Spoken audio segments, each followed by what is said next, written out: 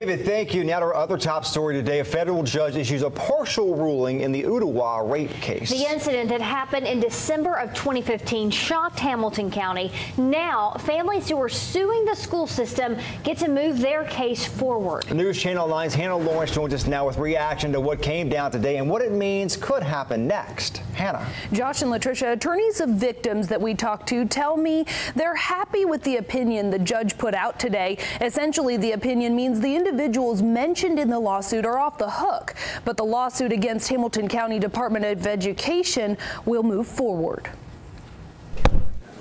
62 pages detail a complicated decision. Attorneys for the boys assaulted at this cabin in Gatlinburg say the opinion sets a precedent for students across the country. We're very pleased with this decision and the court's thorough attention to this matter. Monica Belk represents the main victim in the case, the one who spent 6 days in the hospital, as detailed in these papers.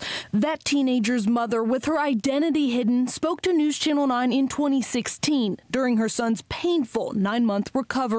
He has to walk around with this humiliation, his manhood hurt like that. Today, Belk explained how this ruling expands the interpretation of a law called Title IX. It bans discrimination on the basis of sex in any federally funded education program or activity. Title IX applies not just to what most people think of in terms of sexual harassment, which is boy against girl sexual violence or harassment, but it can also apply to boy against boy hazing, bullying that crosses the line into sexual harassment. When we interviewed Ooltewah High School's athletic director days after the rape, he didn't anticipate any administrators getting in trouble. We've heard nothing to lead us to reason to investigate coaches. Now a federal judge has removed Nadley and all the other individuals from the lawsuit, saying they did not violate the rights of the victims. However, the school system could still have to pay up. The judge recognized the vital importance of schools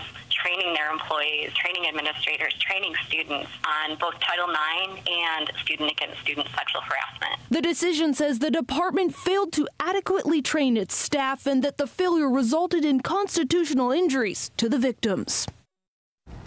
We reached out to the school system's attorney for a comment, but have not yet heard back. Josh. Hannah, thank you. The attorneys will meet in court at the end of the month to discuss the possibility of a settlement or whether the case will go to trial. 3 members of the school's athletic staff were charged with failure to report sexual assault. Former athletic director Jesse Nadley accepted pre-trial diversion. That means his charges were erased after community service and other parts of an agreement. Volunteer coach Carl Williams had his charges dismissed by the district attorney. Former head basketball coach Andre Montgomery had his case dismissed by a judge. Former principal Jim Jarvis was assigned to an assistant position at East Hamilton High School. He announced his retirement last year. Police are